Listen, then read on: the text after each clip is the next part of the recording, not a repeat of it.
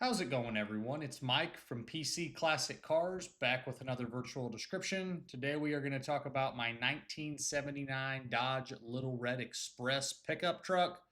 This is a truck that I bought from a customer out of California. They had it for a while, were simply enjoying it, put it up for sale, and I bought it directly from them. It's a really clean, uh, excellent running and driving Little Red Express. A little bit older cosmetically, but still is a very nice truck that we'll dive into here during this video. The driveline that's in it is a date code correct 360, runs very strong. Unfortunately, I wasn't able to find a VIN on the motor, not to say that it might not be there somewhere, but it does have a date correct motor, date code correct motor in it for the truck, and this is a 360 truck. That's what they came with. So I believe it to probably be the original motor, and it runs very well. You have your standard 727 3-speed automatic transmission. You are equipped with power steering, power front disc brakes, and then on your exhaust system, you have a factory style set of manifolds. It is dual exhaust. The mufflers have been replaced, and then you do have your vertical side stacks, which is what these Little Red Expresses are known for. This one is a factory AC truck. The AC blows nice and cold and has been converted to R134A. Other mechanical features and options that it does have an aftermarket Edelbrock carburetor.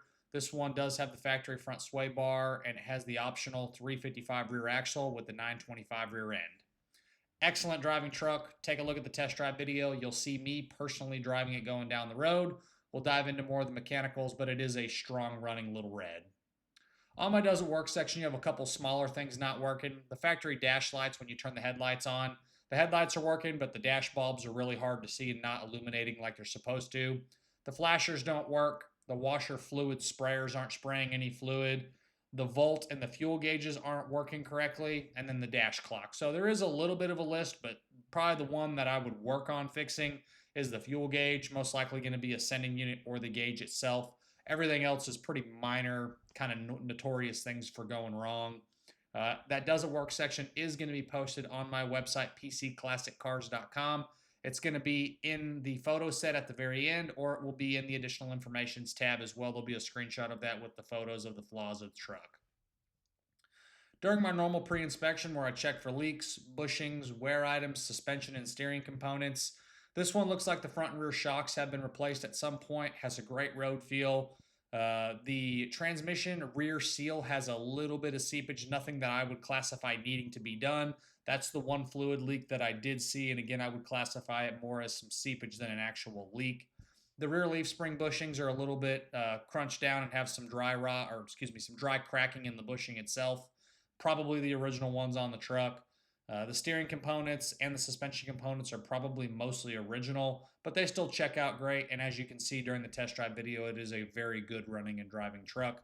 The fluids look good. The charging system is doing what it's supposed to do. It looks like the battery has been replaced at some point recently. So some simple things there, some bushings, and then a little bit of a seepage from the back of the transmission. Very, very minor items there.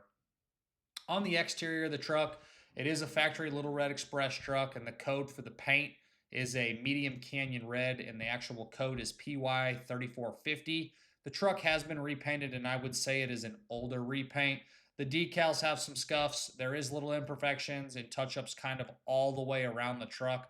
My guess is it was redone a while ago, and it has been driven since it was done. So you have some imperfections. It is not a restored Little Red by any means, but still is very clean. Inside the bed, the wood bed kit, the wood itself is in good shape. A little bit of discoloration in the stain, but still is a nice wood bed.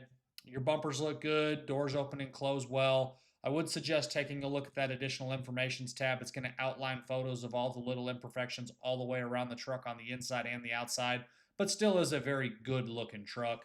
You have your 15 by 8 you have your 15 by 8 chrome slotted wheels that these trucks came with BFG white letter tires. They're a 255/60 and they're a 2020 date code. So plenty of life left in the tires, no dry rot, no cracking, no hard spots going down the road. On the interior, you have the factory code KT1, which is the black bucket seat interior with the center console. I believe most of the interior to probably be original. The door panels are still in good shape. The carpet at the bottom of the door panels is a little bit older. The seat covers are nice. The console's nice. The gauges are easy to read. You do have your standard AM/FM stereo, your 2-speed wipers, your cargo light button on the dash. I will say the dash pad itself is split on the driver's side and it's really thin. You can get an aftermarket dash pad for pretty inexpensive if you wanted to replace it. But the dash pad itself is pretty brittle. Most likely that California sun kind of beat down on the dash pad at some point or over the life of the truck and just made it a little bit brittle. So that's one thing that I would upgrade is probably doing a new dash pad. I'll have photos of that in the additional informations tab. But everything else on the interior for being original shows nice. The engine bay, when you pop the hood, is very clean and very stock. Nothing is out of place. No rust on the firewall, no rust on the inner fenders, the core support, the radiator. All of that stuff checks out good. The underneath is a very solid pickup. It looks very, very original outside of the exhaust being done at some point. The exhaust does have some surface corrosion on it, and you have one very small repair on the driver's side front floor pan. It is very, very minimal, and it is a very good and solid truck. The inner rockers, the frame rails, the cab corners, everything is very nice and solid. Bottom side of the bed with the wood does look good as well. Overall, really cool Little Red Express. If you're looking for one of these, you know what they are. And if you don't know what they are, doing a little internet search, and they're pretty cool trucks when they came out. This one cruises at 65, 70 miles an hour. Excellent. AC's cold. Very solid truck. If you're wanting one of these to hop in and drive, it is a fantastic example for that. And just a fun kind of a performance muscle truck from back in the day is kind of what they were classified as. I get them from time to time, and this one is definitely a good truck. As always, I appreciate y'all stopping in to watch another one of my virtual descriptions. Make sure you check out the test drive video along with the additional informations tab. Both are posted on my website, pcclassiccars.com. I'll catch you guys on the next video and hope you have a great rest of your day.